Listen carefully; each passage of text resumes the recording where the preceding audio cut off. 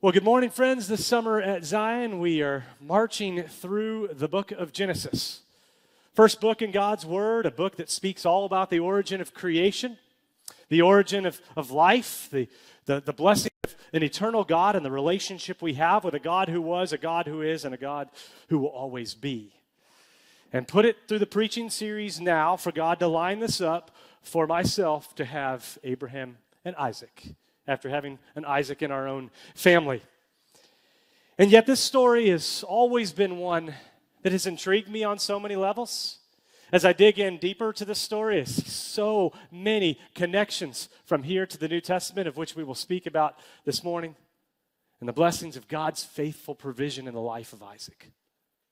Because that's the running theme, that's the continuous theme in Isaac's life that we read about here in this section of Genesis. We start back there, Isaac, the promise of him as a young baby boy coming to Abraham and to Sarah. God promising that he is going to fulfill that very promise that he makes to Abraham, that Abraham will become a father of many nations. We read about that in Genesis 17. Then moving on to Genesis 22, here's where we have the moment which will be the focal point of our message this morning. Isaac in his boyhood years of life, going with his father, taking a journey to the region of Mount Moriah, and there, seeing before both of their eyes, witnessing God's amazing provision in the midst of some incredible testing. Then follow it up with Isaac now as a man later in life, Genesis chapter 24, and there's this incredible detail that is shared about how Isaac has a relationship now with his wife Rebekah in that marriage that God brings together in such incredible detail. If you haven't read it, I'd go back and reread it again. Finally, Isaac in the later years of his life, Genesis chapter 27, God once again providing for his family, even in the midst of some sinful deception within the family, where Isaac gives the birthright and the blessing to Jacob and not to Esau. Each one of those moments, each one of those seasons in Isaac's life points forward to God's faithful provision and points us forward to know that the lineage of Jesus comes to the line of Isaac. You know, it wasn't until Abraham was a ripe 99-year-old man, a husband that God would come and he'd speak these words, I'm going to fulfill an everlasting covenant with you. I'm going to give you a son. His name will be Isaac, and he will be an everlasting covenant between me and you and all of his descendants that come after him. You know how Sarah reacts to such a news? Bit of laughter. How can this be true? Abraham, he is just in complete awe and wonder and amazement at what God had started in that promise 25 years earlier and how God was faithfully fulfilling it in this moment. And as we take time to mention Isaac's life being all about God's history and the faithful and awesome provision that happens, we read about his boyhood years in life, and there's not much there, just in the scriptures, like there's not much there about the boyhood years of Jesus' life. But we do have this one incredible moment, this one incredible journey that he makes with his dad to a mountaintop, not knowing what was being asked of his father, not knowing how God would indeed show up that day, but this moment that leads them forth in the midst of a dark valley and in the midst of some of the greatest peaks and mountaintop moments of life. How many of you have experienced some mountaintop moments in life? Anybody? Yeah, okay. I have to share a few of those mountaintop moments in my life.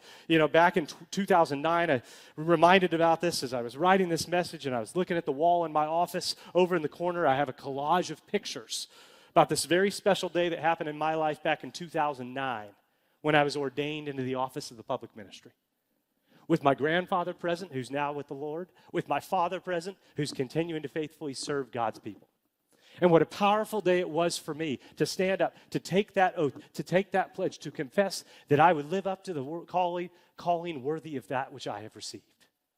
A blessing to spur God's people forward in love and in action. Fast forward the clock to the fall of 2014, another mountaintop moment for me, when I received the call to come here and be pastor in this beloved ministry setting.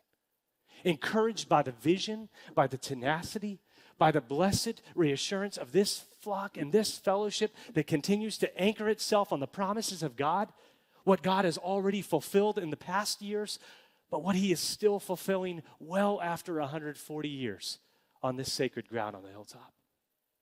Fast forward to another mountaintop moment in my life, December 23rd of 2017. One of you in the room might remember this date specifically. You were with me on this. It was during a round of golf in Sun City on the 10th hole, as I'm sweating through a round, that I dropped to a knee and proposed to my soon-to-be wife, Sarah. She obviously said yes, right? Thank you, Sarah, for saying yes if you're at home watching this. And then the blessings of the mountaintop moments that followed after that day. On one of the hottest days of 2018 in the summer when God brought us together in holy marriage, and then those blessings in the winter of 2019 and 2021 and 2023 when God blessed us with the 3 children we have now, Isaac, Harper, and Levi. Perhaps as I mentioned some of those mountaintop moments in my life, you're thinking through your life right now, a window into your soul, a window into what God has blessed you with.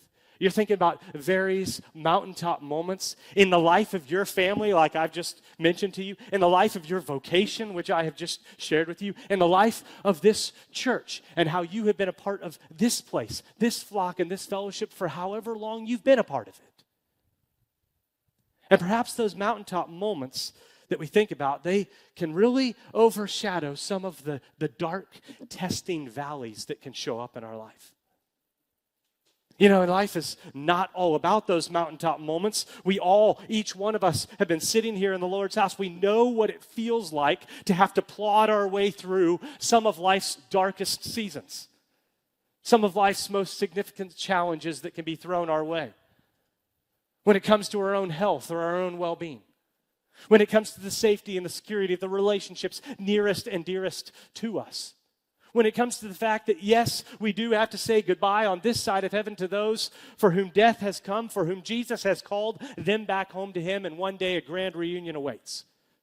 But it sure doesn't make the despair, sometimes the depression and the loneliness and the isolation, it really doesn't take that away, does it? And yet through each one of those seasons and so many more, those darkest, lowest valleys of our life, God doesn't forsake us.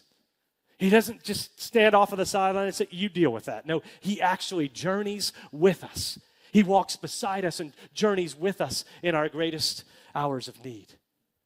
And he does so through these moments and through these deepest, darkest valleys that we may have our strength refined, that we may have our faith strengthened, that we may have our faith pointing forward to the glory of God in our everyday life. How those momentous peaks and how the depth of those valleys intersect and collide in our everyday life and can produce some amazing spiritual fruit of our daily witness to the world around us. And this, my friends, is right where we find Abraham and Isaac this morning. Abraham is experiencing the peaks of life. He's experiencing the peak of the blessing that has been given to him through Isaac. He's also experiencing this valley-type moment when Genesis chapter 22 opens up and says, sometime later, God tested Abraham. And let those words just kind of linger over the Lord's house this morning. Don't be too quickly to pass by what God is doing in this moment in the life of his faithful follower, as we also then move forward to what God is going to faithfully do by the end and fulfillment of it all. You have Abraham and you have Isaac. You have a father who deeply loves and who deeply cherishes this relationship with his son. And in this season of Abraham's life and these later years of his life, he's all about modeling. He's all about showing and expressing the care for his family, that they are a family to be devoted to God. There's not a whole lot of that going around the world at that time. It's almost like he and his family are on an island. And yet in the midst of that, God comes to Abraham in that moment, and he says this. He says, take your son, Abraham, your only son whom you love, Isaac. And here's what I want you to do. I want you to go to the region of Moriah, and there I want you to sacrifice him as a burnt offering on a mountain that I'm going to show you. Wow, for Abraham, what a moment dealing with some of the peaks of the God's blessings that had been fulfilled. Some of the valleys, God, you want me to do what? The real struggle. And yet Abraham has Isaac right beside him. He knows this son of promise. He knows this is the reality that God has blessed him with. God is carrying forth through Isaac, faithfully delivering and providing on his promise. And this is the son Abraham has waited a long time for. And now he's being asked to deliver that very blessing right back over to God. God's call for Abraham to go on this journey together with Isaac. He's there, Isaac there carrying that wood, Abraham carrying that fire and that knife. You think Abraham had told Sarah about all of the details of the commands that God had given to him? You think Abraham had told Isaac all about the details of the command he had received? Likely not. As we live through this text and read it and reread it, we can think about the incredible mix of emotions that must have been turning over in Abraham's heart and in his mind, experiencing such peaks and valleys at the same moment. And yet Abraham knows without a doubt what God is asking of him to do. He knows without a doubt, no matter how hard and no matter how difficult this is, it is a call to obedience. It is a step forward in his faith journey to trust God's plan over his own plan. Abraham already knew in his heart what had been promised. I've mentioned that now twice. I'll mention it thrice. The blessings of the line of Isaac to come. And the blessings of the faithful promise that God made that Abraham would be the father of many nations. A multitude would come from his line. And yet in the significance of this moment, Abraham, what he is faced with here is simply this moment to let go. And to let God do his work. To believe with faith that somehow everything would turn out just as God ordained it to be. But to just simply put it all in the hands of the Almighty God. You see, Abraham is acting here in a manner that's consistent with who he knows God to be. I don't want you to miss this certain fact. You know, all we hear about in this portion of Scripture that's detailed for us, he simply says the words, "Here I am, God," upon that call. You remember last week with Pastor Zach led us through Genesis chapter 18 with such godly wisdom. What did Abraham do? He was actively debating back and forth with God. He was seeking to be an advocate for the people who lived right there in Sodom and Gomorrah. He did not want to see them crushed by the weight of God's judgment and his wrath. And yet here, in this moment for Abraham, stunned silence. Yet obedience. And I love how the Old Testament, all the way back in Genesis, connects to the New Testament, all the way after Christ Jesus had come. And it shares two parts of the same story that provides us with such clarity on what God does in the life of Abraham in this moment. You know, the New Testament writer of Hebrews has this to say about Abraham, has this to say about what he is pondering, what is going on in his heart. By faith, Abraham, when God tested him, he offered Isaac as a sacrifice. He who had embraced the promises was about to sacrifice his one and only son. Even though God had said to him, "It is through Isaac that your offspring will be reckoned." And let us not miss this. Abraham reasoned in that moment that God could even raise the dead. And in so a manner of speaking, he did receive Isaac back from death. What a moment for Abraham. What a moment for Isaac. What truly the essence of a journey of faith and devotion to their great God. Abraham fully intends to set out and to fulfill, even in the darkest valley, that commitment and that command on this mountaintop that God is asking him to do. You know, as he's journeying along with those servants that are alongside of him, what does he say to the servants? He says, you know, I and the boy are going to go over here. You stay with the donkey. We're going to go over here. We will worship God, and what? We will return to you. There's obvious faith in knowing in that moment what Abraham is facing. There's faith in the resurrection of what God can do in this moment. Commitment, but faith as well. And what I find equally compelling is look at this from the story of Isaac's angle, right? It's rather astonishing, his faithful submission to his father here. Sure, he wants to know, where's the lamb for the sacrifice? He even asks Dad as he's traveling along, you know, look, we have all this stuff, but where's the lamb that's going to be sacrificed? And you know, Abraham, right there in that moment, he simply says, my son, the Lord will provide. And Abraham builds that altar, and Isaac climbs up on that altar, and Abraham ties his son down on that altar, and Isaac waits for that knife of judgment to fall upon him. And we come to know that in this text, And at the very moment that Abraham's fully committed to plunging that knife into his son and fulfilling what God had commanded him to do, God stops him right there. Do not lay a hand on the boy. Do not do anything to him. For God says, now I know you, Abraham. Now I know that you fear God because you have not withheld your only son from me. And in that moment, Abraham's eyes get fixed up from the altar. And out there, looking in the distance, he sees a ram that's caught in the thickets by its horns. And that very same thing in that moment that God promises to do for Abraham and for Isaac, it's the very same thing that God promises to do for you and for me as well. He provides. Through His grace, He intervenes. Imagine those emotions that are coming over Isaac as he sees the fire ultimately consuming the flesh of that ram before his eyes. The very fire and knife that were meant for him. And yet in that moment, God graciously intervening. You know, my friends, we could take witness of this profound, deep spiritual faith at the very intersection of life's darkest valleys, of life's greatest joys and highest peaks. That we see God who honors the obedience of a faithful heart. We see our Creator God who desires that our love for Him would not be replaced in any way, shape, or form with people, with possessions, with abilities that God has blessed us with. We see that above all, He is to be the cornerstone and the anchor of our life. And this is where this message really gets a little personal with each one of us, right? Because who or what are the Isaacs in your life that God is calling you to faithfully and fruitfully return back to Him? To answer that all-important question that God asks of us, do you love me more than the most cherished person or possession or blessing that I have given you, says God?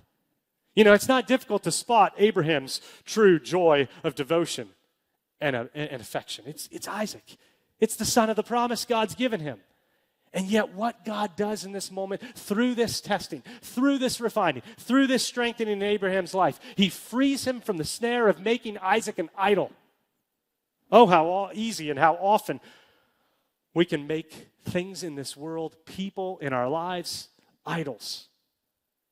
When really, as God has given them to us, He has intended it to be simply a gift and a blessing.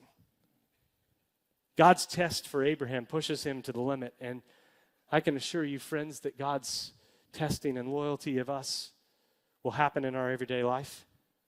That as we ponder who or what those Isaacs are that God may be calling us to lay at the foot of the cross, those plans that we have where we seek to go out on life living our own way, those plans where we are drawn back to what God has already done for us and fulfilled for us in Jesus. That can be your health, that can be your financial stability, that can be your family security, it can be all of those things and so much more. And yet, how is it that we can be trusting God in every area of our life, over every area of our life? Can we honestly say that we have perfectly fulfilled what God is asking Abraham to do in this moment, to hold nothing back? Can we honestly say that we have never attempted to run or hide from God and fulfill living life on our own wishes, wills, and desires? You know, my friends, the test of Abraham here, it's a true intersection of a peak and a valley in his life that collide. It's a moment of obedience, it's a moment of trust, but it's a moment of faithful surrender. That Abraham trusts in God above everything else that he has been given. Everything and everyone else. And we know the purpose of these testing ordeals. I've already mentioned it this morning, but that God, as He works in our daily life, that we would humbly recognize all that we have, all that we are, comes to us by God's grace and His strength. We see Abraham, his call is obedient to the call of God here. But you know, there's more to the story than that. Because far more important than Abraham's faithfulness is God's faithfulness to you and to me. That's the joy, that's the blessing, that's the honor that Abraham and Isaac look forward to. And that's the blessing that we look back upon and still treasure in this very moment, this day. That, my friends, in Genesis chapter 22, it's not where the story ends. This isn't isn't the moment where God's covenant of love is fulfilled. There is a greater moment that God brings forth that amazingly would happen in that same region, near that same mountain, years later, when God would hold nothing back, when God would give all of himself, his only son, for you and for me. That just as Abraham goes and takes that journey with his son Isaac, the fulfillment is that Jesus journeys with the people of this earth. God becomes flesh. That just as Isaac carries that wood up to Mount Moriah, it is Jesus who carries his cross to the Mount of Calvary. That just as Isaac is laid upon that altar, it is Jesus whose arms are outstretched and he is nailed to that cross for you and for me. Just as Abraham was willing to put his son to death, the Father's will for our redemption is that he turns his wrath toward Jesus. Just as that ram is offered up in the distance that takes Isaac's place that day, so it is that Jesus takes your place. So it is that Jesus takes my place and takes the place of every sinner. That just as Abraham figuratively receives his son Isaac back from the dead, it is Jesus who, with his full and complete authority, rises from the dead and gives to us a hope that has no end. Listen to how Romans chapter 8 speaks of this great love that God has for us. What then shall we say in response to these things? If God is for us, who can be against us? He who did not spare his own son, but he gave him up for us all. How will he not also, along with the blessing of Jesus, continue to graciously give us all things? My friends, whenever we think about those mountaintop moments, those highest peaks in our life, whenever we consider those deepest, darkest valleys that we can barely feel like we can plod through, and it's only by the grace of God that we can get through those, we can look back to this moment of testing in Abraham's life.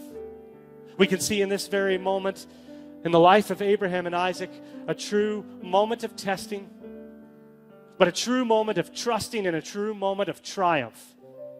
Because of what Jesus has done for us.